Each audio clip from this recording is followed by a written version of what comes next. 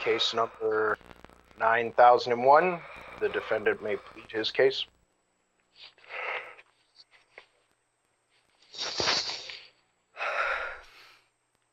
You can take your time. This isn't going to be easy. I promise. I'm sorry. I thought I could be stronger than this. It's okay. Okay. Okay. Right. Where should I start? At the beginning.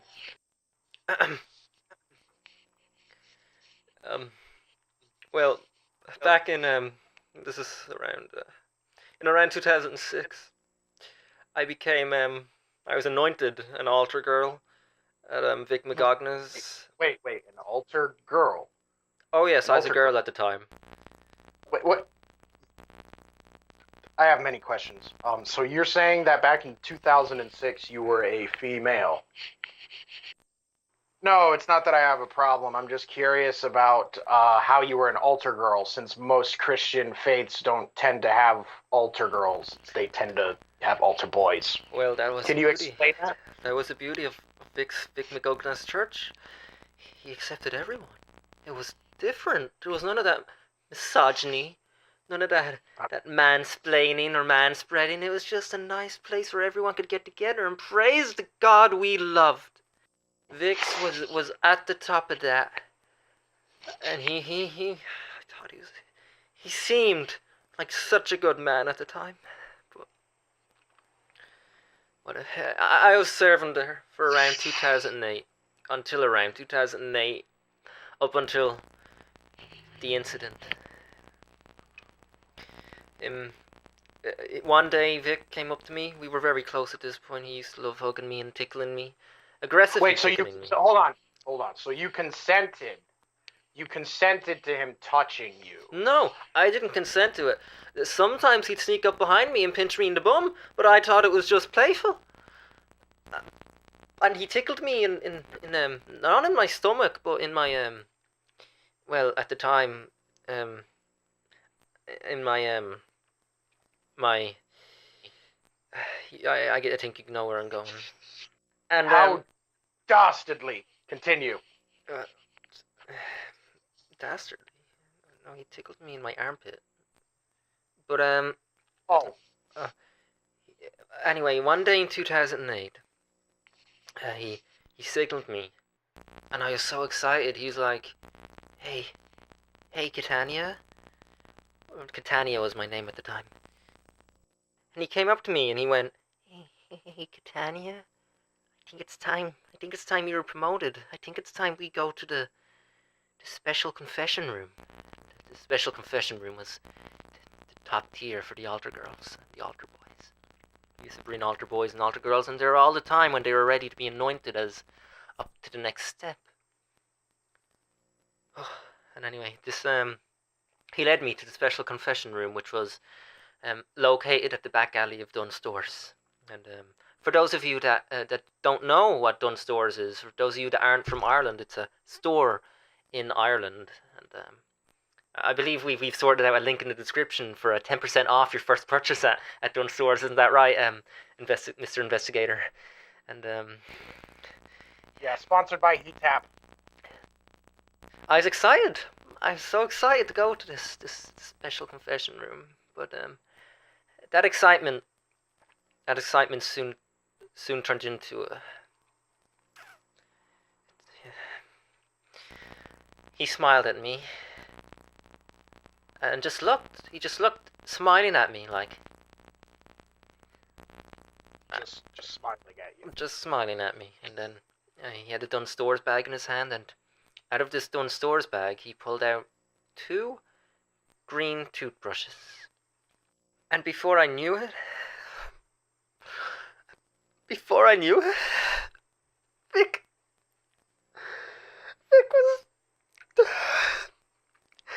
was brushing my teeth and my arse at the same time. Scrubbing him as clean as he could. No toothpaste, just brushing my teeth with one arm, brushing my bum with the other arm. What a crime. What a crime. He didn't use toothpaste? He didn't use toothpaste! I'm sorry. Continue. Oh, I'm sorry. I take a break. Yes, you can. After he got done cleansing me in top and bottom, he proceeded to anoint me with holy water. Also from Dunn Stores. The holy water, there's nice little bottles of it in there. Sponsored by Heat Tap. And he just covered me around the back, around the face, around the stomach, and I smelt like a goddamn church. Am I to be correct that the location of this church is in Ireland and it is called the Mignogna Church? No, I've already explained to you that it was the Lucky Charms Church run by Mignogna from 2003 to 2012. Oh. That's Lucky Charms is across the street from the Mignogna Church. Yes, okay. the Mignogna. We were actually appointed to burn down the Mignogna Church one year, but anyway, after he got done covering me in the wretched holy water and I smelled like a church, he started reciting some weird formula and telling me about all his religious beliefs and how everything that he believed in was false. And everything that he said to me and he preached was false. And at this point, I had the wherewithal within me to secretly and very incognitally turn on the Sony Walkman inside my robe. Every single altar girl's robe and altar boy's robe had the Sony Walkman in there, and you could buy one at a discounted price at the link in the description as well, I believe. And sponsored by Heat Tap. And after I have proof of what he said to me, and if you'd like to play it, Mr. Investigator, then that would give me a nice break. So please go ahead and play that, please. All right. For everyone in attendance in this court, we are about to be viewing something on a analog television. If I were you, I'd drop the scriptures and pick up an alchemy book. We're the closest things to gods there are. No, you're not a god. You're not even close to it. And neither is the sun.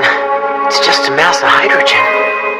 Get close to it like Cornello claims, and all you'll do is burn up. The only thing that's burning up right now is my ass!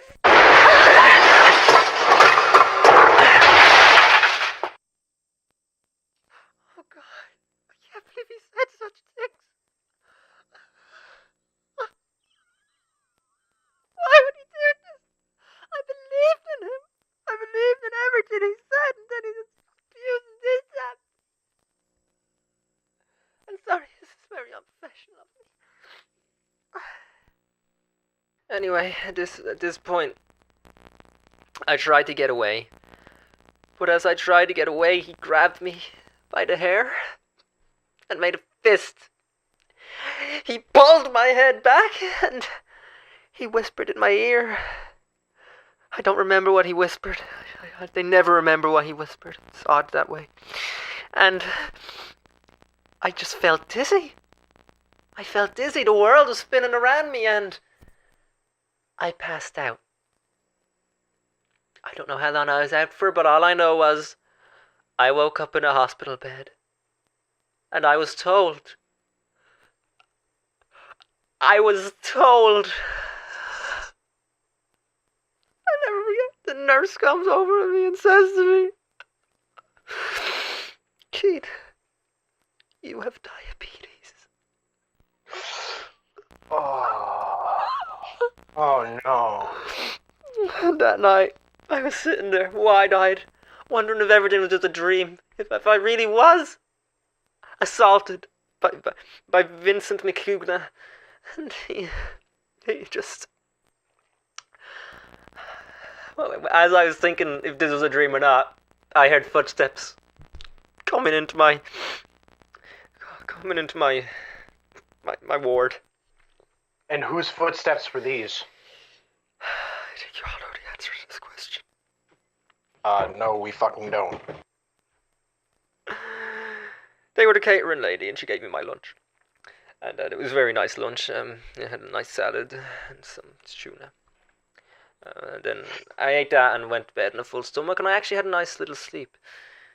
Keith, with all due respect, can we please keep this at the task at hand?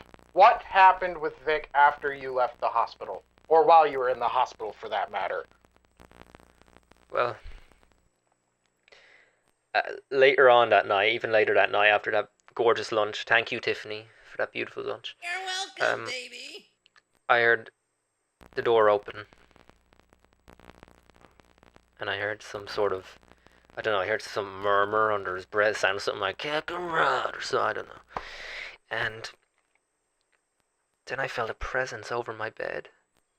I opened my eyes, and as I opened my eyes, thunder and lightning shook and lit the face of the silhouette in front of me.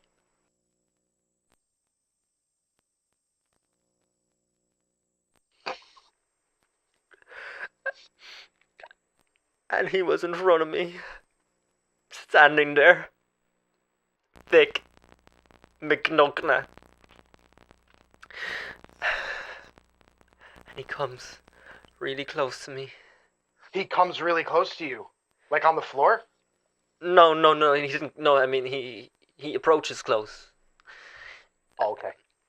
No bodily fluids from him. Only holy water. And, he came really close to my face. Approached really close to my face. He put his face really close to my face.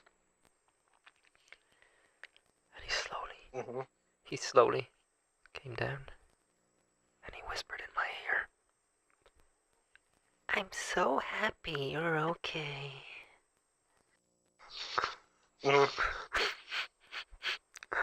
That's it. That's the last I heard. I emigrated to Afghanistan then, and Vic didn't like Afghanistan, so he didn't come there to pursue me. Right.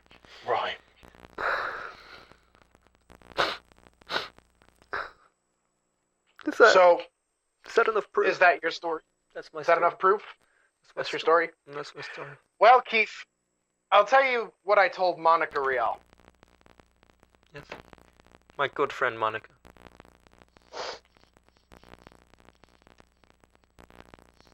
I stand with Vic.